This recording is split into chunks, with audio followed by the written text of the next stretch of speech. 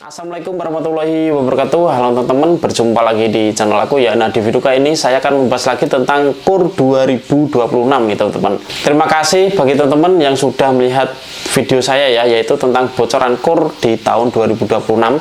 Ternyata di situ banyak sekali viewernya teman-teman. Makanya saya akan bahas lagi tentang KUR 2026 lagi nih. Nah, banyak pertanyaan teman-teman itu yang belum sempat saya bahas. Saya mohon maaf karena ada beberapa pertanyaan itu yang sama yang sudah saya bahas teman-teman. Silahkan teman-teman baca di kolom komentar ya. Kalau pertanyaan sudah sama, mungkin tidak akan saya jawab lagi di situ. Nah, di sini saya akan membahas tentang pertanyaan-pertanyaan teman-teman belum sempat saya balas. Di video kali ini akan saya balas satu persatu. Itu masalah tentang KUR di tahun 2026. Nah, sebelum saya bahas, kita simak dulu video bumper yang melewat berikut ini.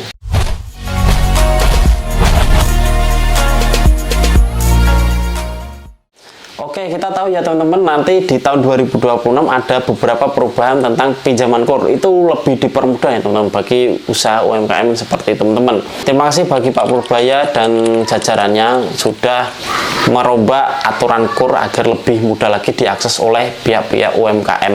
Jadi untuk masyarakat UMKM yang di bawah ini agar lebih berjalan lagi nih teman-teman. Nah, oke, ini ada beberapa pertanyaan yang belum saya sempat saya belas, terus pertanyaan itu juga berbeda dengan teman-teman yang lainnya. Nah, di tentang bocoran KUR 2026 ya.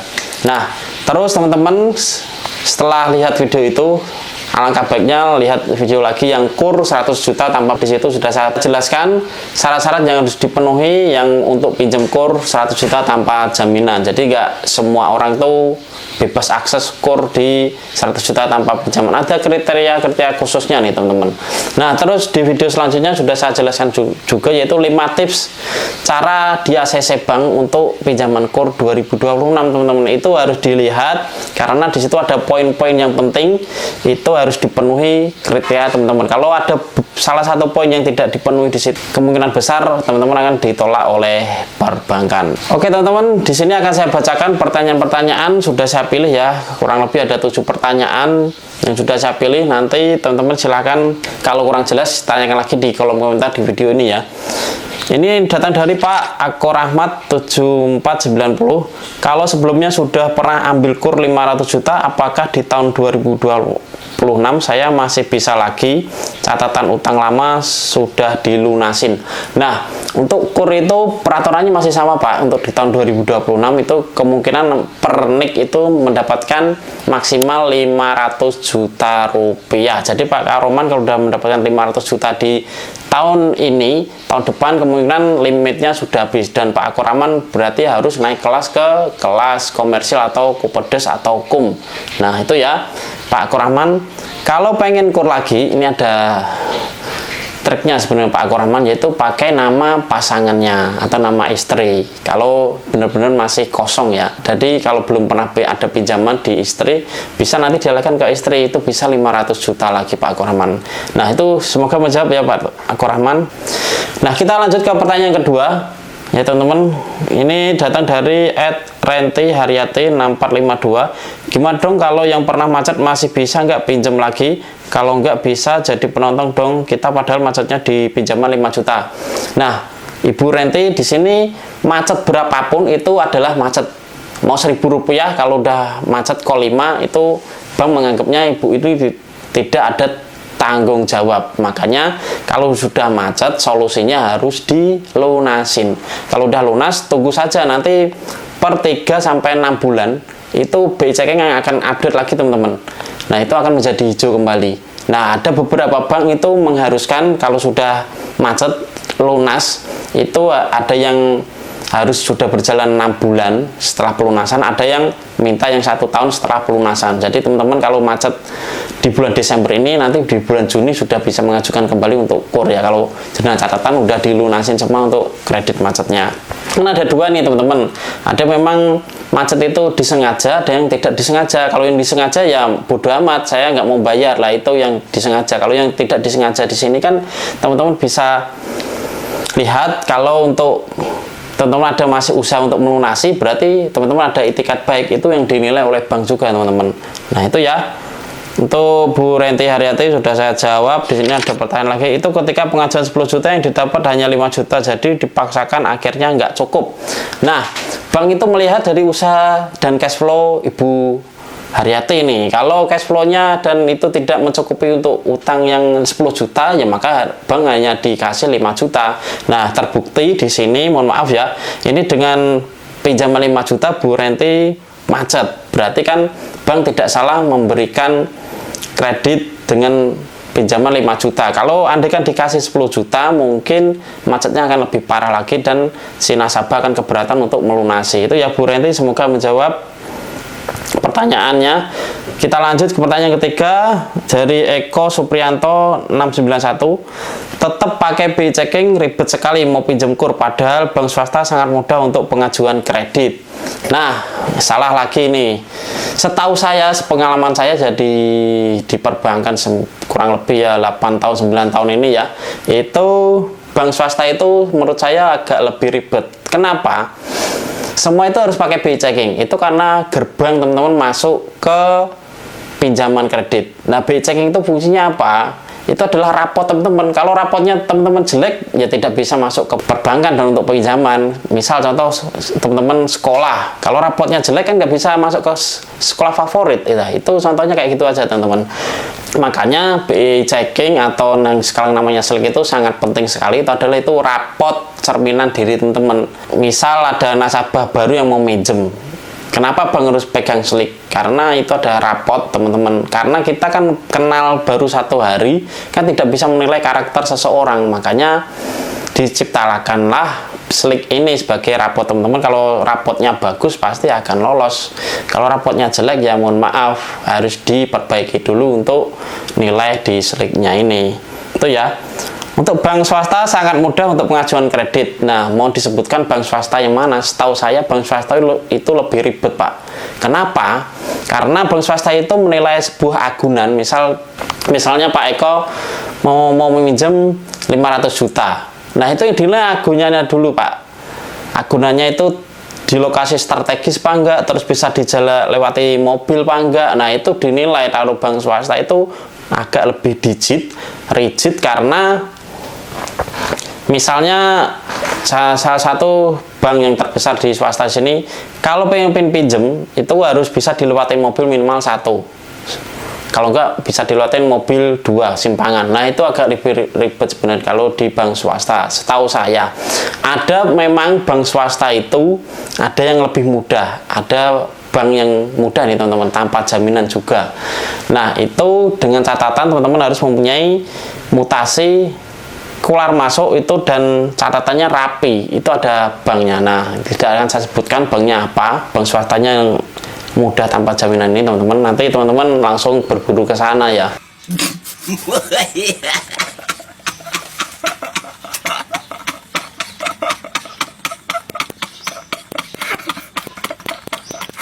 Nah, itu Pak Eko, setahu saya bank swasta lebih ribet dibanding BUMN. Tuh, kita lanjut ke pertanyaan keempat ya. Ini datang dari BG Sobri X6T. Bang, kalau nama suami kena BI checking, nama istri bisa diajukan enggak? Tidak bisa, karena satu kesatuan, yaitu satu kakak. Misal kalau suami sudah BI checkingnya jelek, maka istri tetap tidak bisa mengajukan, dengan catatan harus dilunasin dulu utang dari suami. Kalau udah hijau SLIK-nya baru nanti mengajukan kembali. Itu ya Pak Sobri, semoga membantu jawabannya. Pertanyaan kelima ini datang Pak Rangga Nigeng 4841. Saya punya utang BRI macet 1 tahun, gimana solusinya? Solusinya simpel sebenarnya, cukup dilunasin. Nah, lunasinya bagaimana? Dicicil boleh. Misal Pak Rangga Nigeng punya duit 10 juta, itu dicicil dulu, bayar ke pokok pinjaman ya. Untuk nanti untuk bunga yang berjalan itu minta keringanan bunga itu bisa Pak. Jadi Bapak yang penting bayar pokoknya yang Bapak utang itu sampai lunas. Nanti kalau udah lunas SLIK hijau bisa mengajukan kembali. Solusinya simpel, lunasin. Namanya utang pasti harus dibayar ya. Pertanyaan selanjutnya datang Pak Orbit Aris. Kenapa kur di BRI tempat saya cuma maksimal 100 juta? Nah, ini sudah saya bahas sebenarnya Pak Aris di video saya sebelumnya. Silahkan tonton ya. Itu kalau di BRI unit itu peraturannya maksimal 100 juta. Itu dari internal dari BRI nya memang begitu. Jadi tidak bisa langsung ke 500 lah. Kalau Pak Orbit Aris pengen dilebih itu mainnya ke BRI KCP, kantor cabang pembantu, atau BRI cabang, itu bisa menerima kur di atas 100 juta rupiah. Kenapa dia harus dibagi kayak gitu? Jadi agar tidak bentrok nih dari cabang sama unit, teman-teman. Jadi kalau Bapak Orbit cari kurs 10 juta di BRI cabang, pasti tidak akan ditolak karena BRI cabang tidak melayani kur di bawah 100 juta. Nah, makanya Pak Orbit harus naik ke level BRI kantor cabang atau BRI kantor cabang yang lebih besar, yang mempunyai otoritas kayak gitu, yang dibagi. Sementara ini hanya BRI ya, Pak Orbit. Jadi BRI unit itu sampai 100 juta, kalau pengen lebih dari 100 juta itu KCP atau KC. Kalau di bank lain, Bank Mandiri, BNI, itu tidak ada pembagian kayak gitu, karena kan kantor perbankannya lebih sedikit, makanya bisa langsung 500 juta untuk Bank BNI, Mandiri, BTN, dan lain-lainnya itu ya. Itu Pak Orbit, semoga membantu. Oke teman-teman, ini pertanyaan terakhir ya. Ini datang dari Cimol Alun-Alun. Saya pernah pinjam kurs sebesar 40 juta dan di tahun ketiga saya mengalami keterlambatan bayar selama 2 bulan. Tapi sebelum 36 bulan saya lunasi karena saya pengen pinjam lagi, tapi saya di blacklist. Apakah tahun depan saya bisa pinjam lagi karena baru 1 tahun di blacklist? Nah, Cimol Alun-Alun, yang namanya blacklist itu keterlambatannya tidak 2 bulan, melainkan yang sudah call 5. Call 5 itu berarti keterlambatannya lebih dari 180 hari.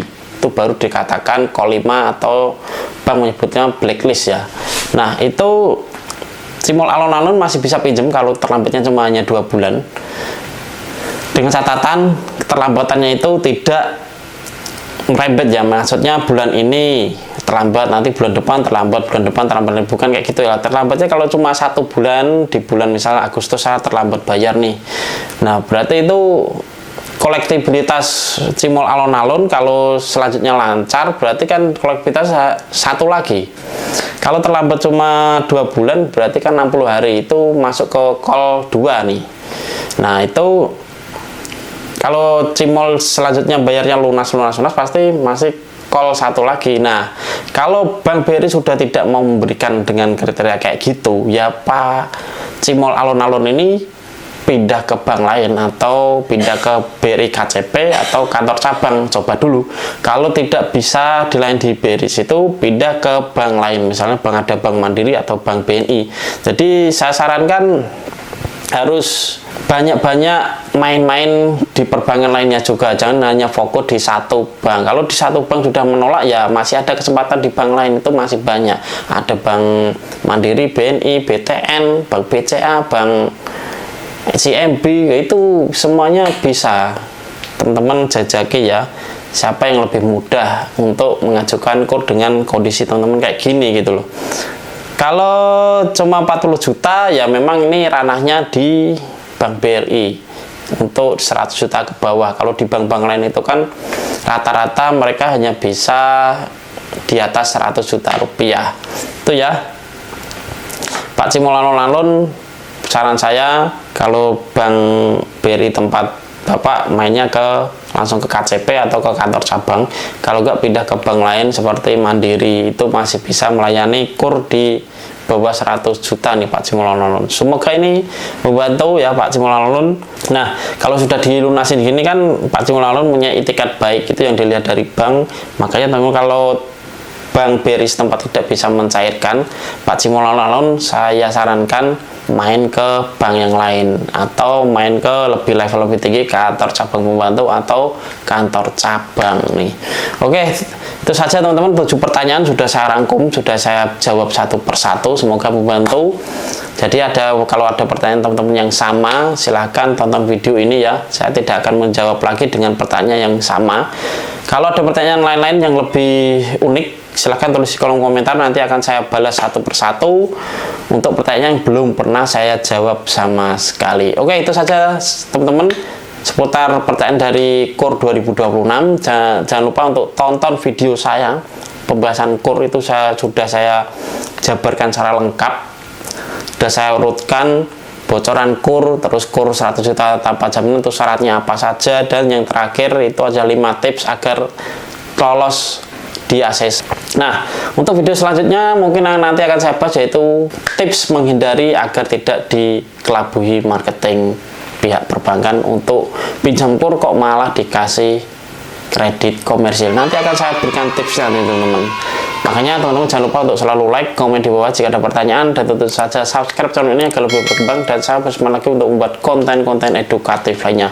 Jika ada salah, saya mohon maaf. Jangan lupa selalu waktu itu yang paling utama. Mau saya mundur diri. Sampai jumpa. Wassalamualaikum warahmatullahi wabarakatuh.